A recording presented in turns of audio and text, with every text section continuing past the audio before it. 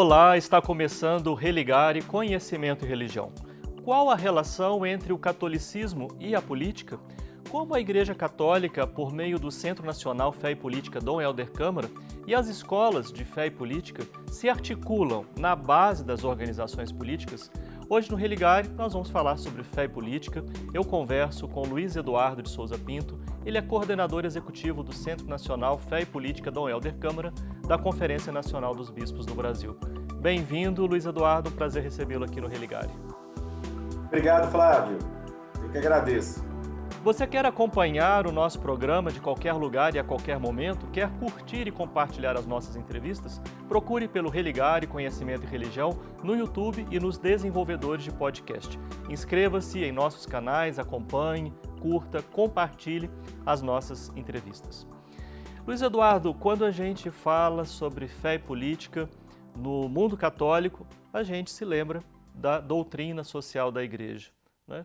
O que significa, né, a doutrina social da Igreja, o que compõe a doutrina social da Igreja, que interferência ela tem na vida da comunidade católica e o que ela significa também, né, para a sociedade de modo geral.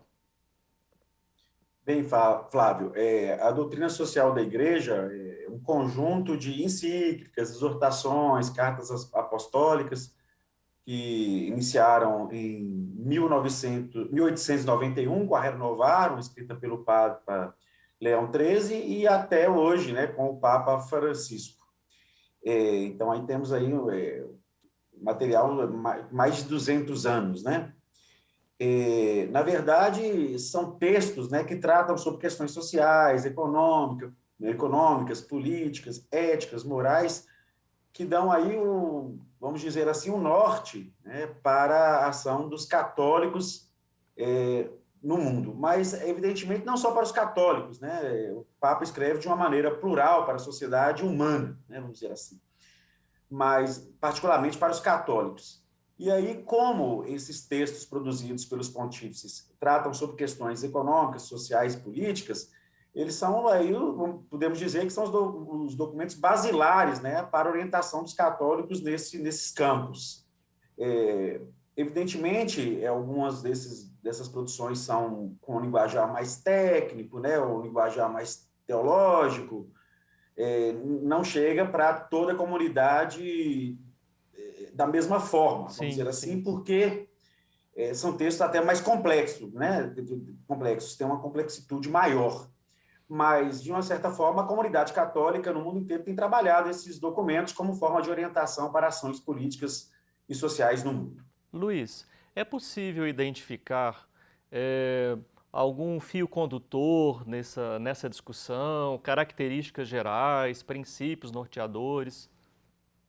Sim, alguns princípios são basilares em todos os textos, né, da doutrina social da Igreja, que são princípios, né, que a gente chama de princípios norteadores, como, por exemplo, o princípio da dignidade humana, o princípio do bem comum, o princípio da subsidiariedade, o princípio da solidariedade.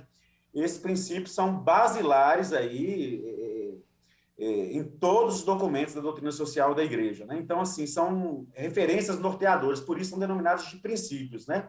É claro que esses princípios não estão contidos em todos os documentos. Alguns tratam mais sobre a questão do bem comum, da subsidiariedade, da solidariedade, né?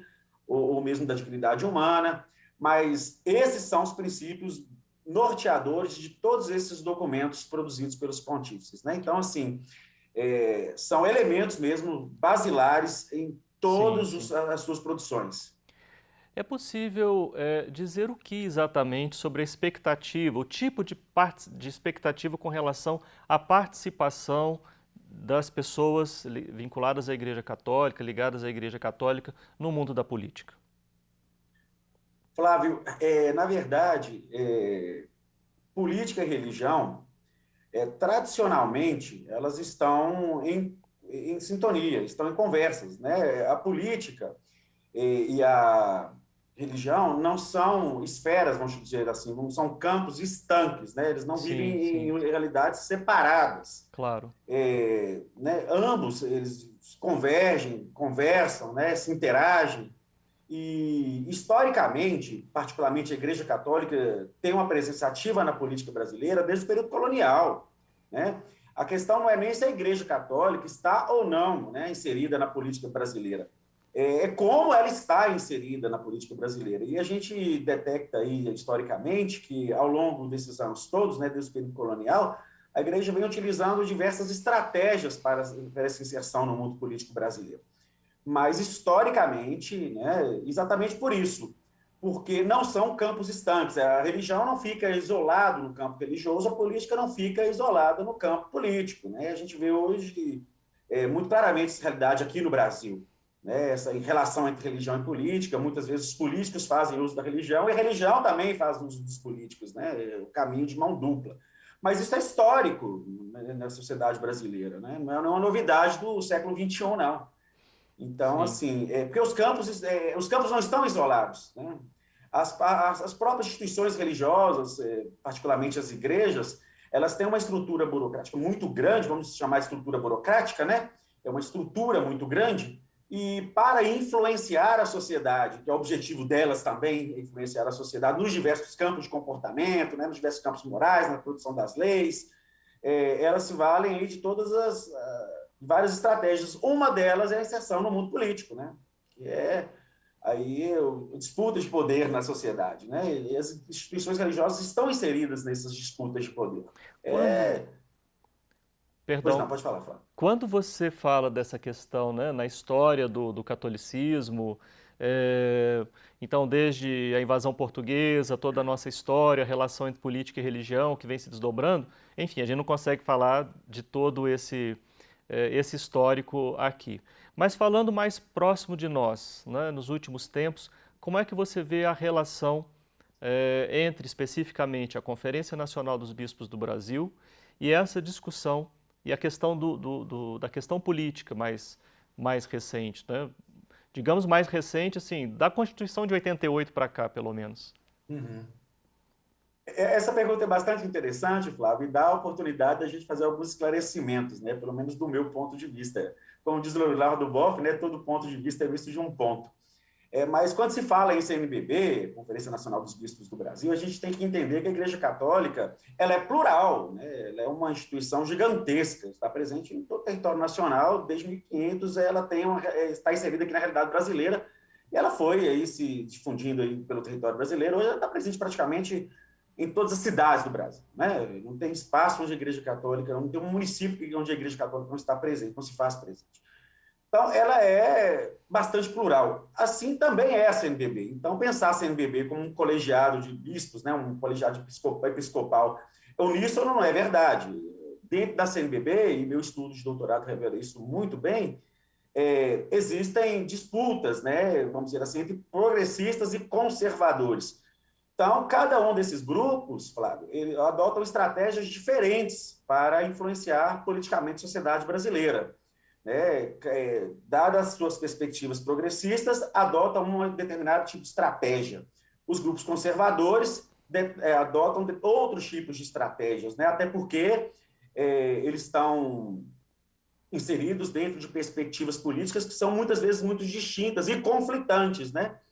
Então, dentro da própria conferência, há disputas aí de perspectivas, de ideias, de ideologias, de posições, o que é natural dentro de uma instituição extremamente grande como a Igreja Católica, né?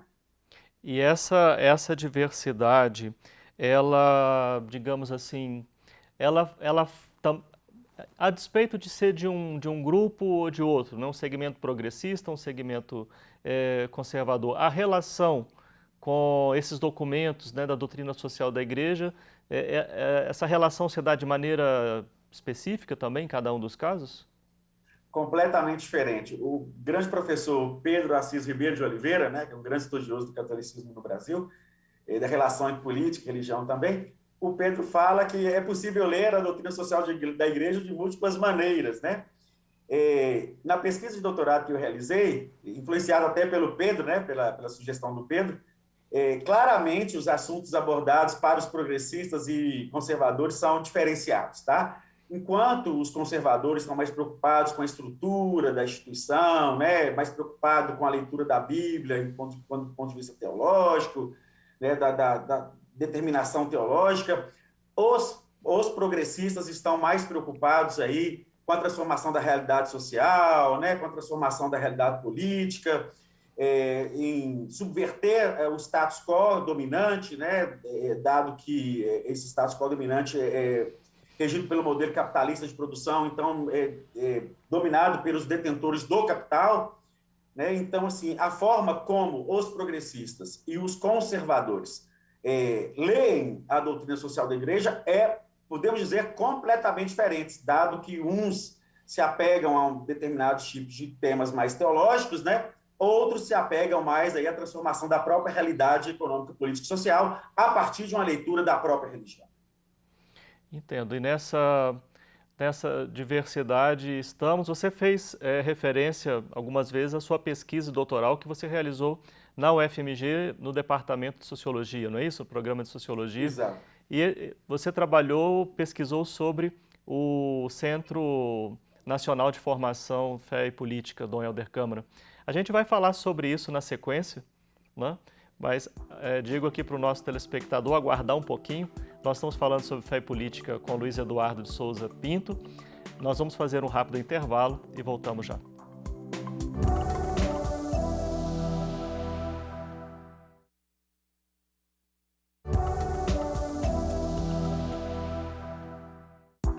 Estamos de volta com Religare, Conhecimento e Religião. Hoje eu converso com Luiz Eduardo de Souza Pinto. Ele é o coordenador executivo do Centro Nacional Fé e Política Dom Helder Câmara, da Conferência Nacional dos Bispos do Brasil. Nós estamos falando sobre, portanto, fé e política, Luiz Eduardo, tema da sua tese de doutorado defendida na Universidade Federal de Minas Gerais. Você pesquisou sobre o Centro Nacional de Formação em Fé e Política, né? O que é esse centro? Qual que é a história? Como que ele se constituiu? Na verdade, Flávio, até compactuo com o Padre Hernani, que foi o fundador, né, do Centro Nacional Fé e Política e também o primeiro assessor político da Conferência Nacional dos Bispos do Brasil. O Cefep, ele é herdeiro das tradições, vamos dizer assim, da ação católica especializada, né? A ação católica especializada, que veio lá da ação católica brasileira, né?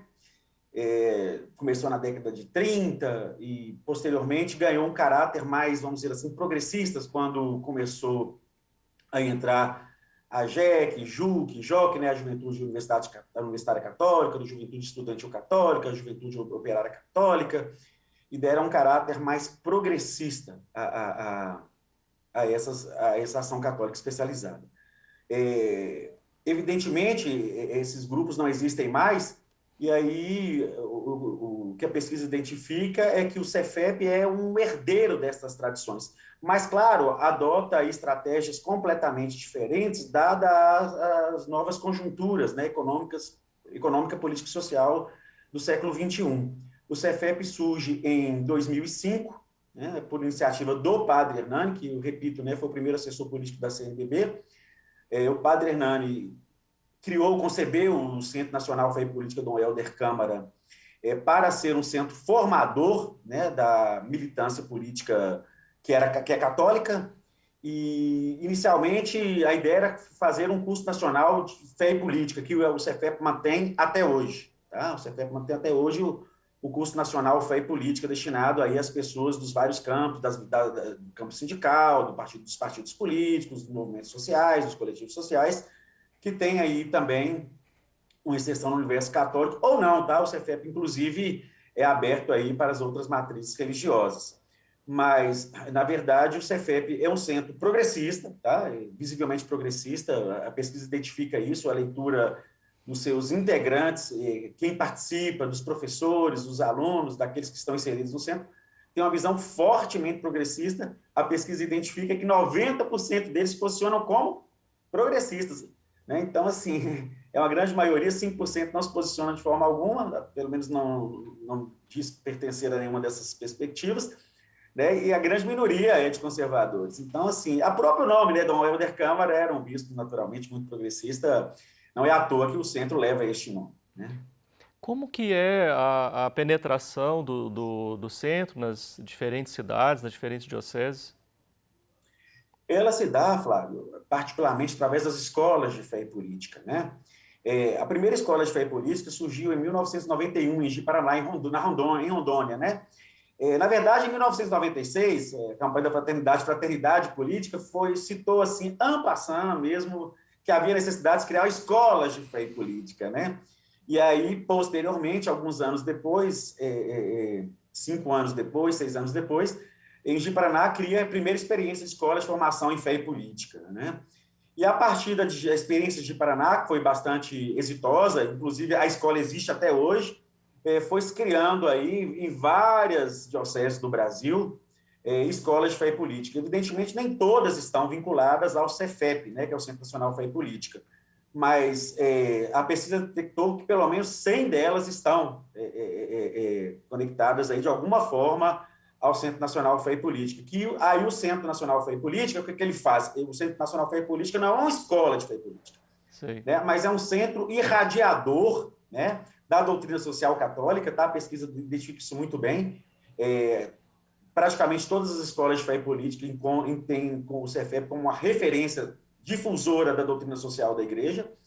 Então, o Cefep funciona como um articulador das escolas de fé e política e um centro formador para as lideranças que estarão conduzindo essas escolas de fé e política no país. Como é que vocês têm pensado o contexto nacional atual brasileiro?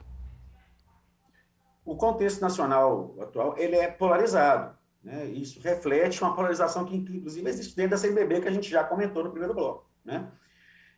Essa polarização ela está na sociedade, é uma marca nítida da sociedade, a ciência política mostra isso muito bem, né? Mesmo a sociologia política demonstra isso muito bem.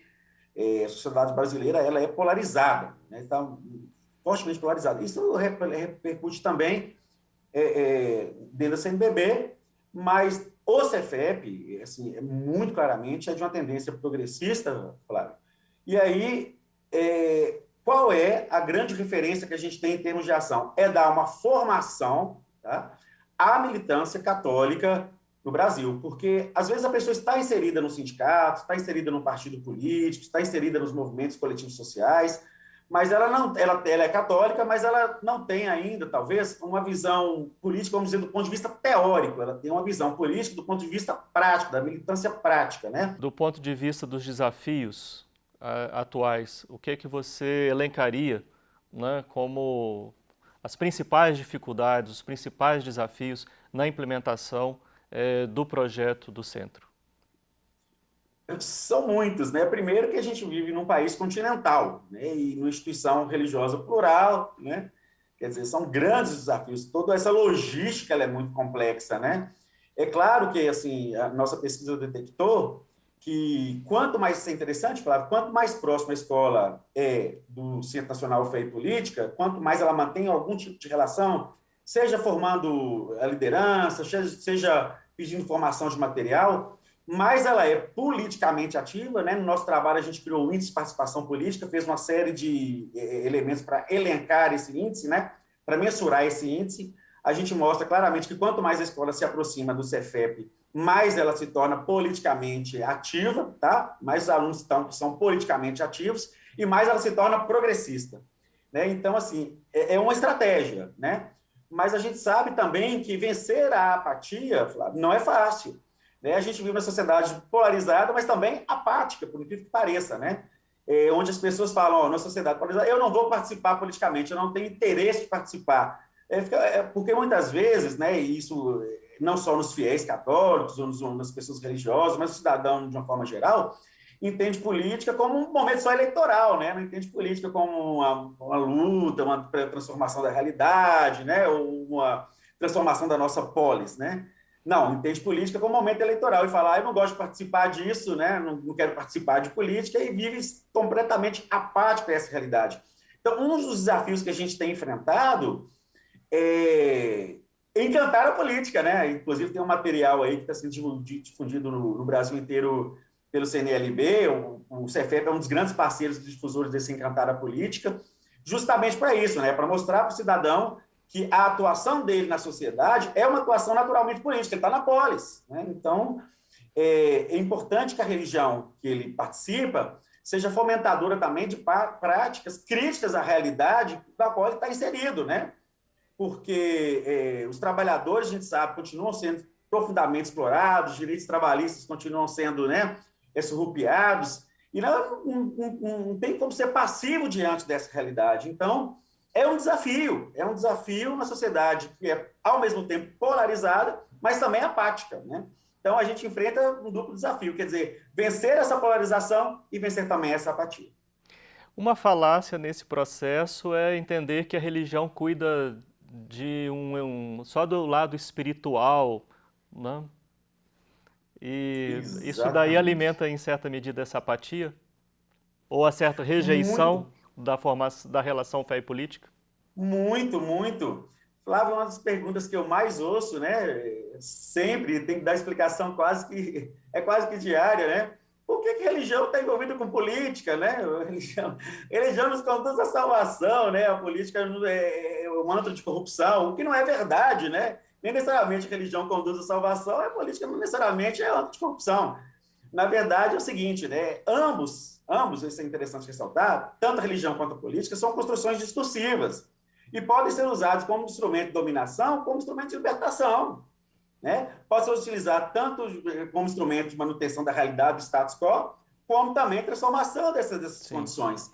Então, na verdade, utilizar, né, a perspectiva religiosa como uma mola propulsora das transformações das nossas realidades é interessante. Sim. Eu acho que essa lutar do ponto de vista religioso, essa lutar do ponto de vista espiritual, essa lutar do ponto de vista político. E necessário. Muito obrigado, viu, Luiz, pela sua participação aqui no programa de hoje. Eu que agradeço, Flávio. Nós somos um projeto de extensão do Programa de Pós-Graduação em Ciências da Religião da PUC Minas. Você pode conhecer mais sobre as nossas atividades, os nossos cursos de mestrado e doutorado, através da nossa página pucminas.br/ppgcr. Obrigado a você que nos acompanha, obrigado a toda a nossa equipe aqui na TV Horizonte. Nós voltamos na próxima semana. Um abraço muito cordial e até o próximo Religare Conhecimento e Religião.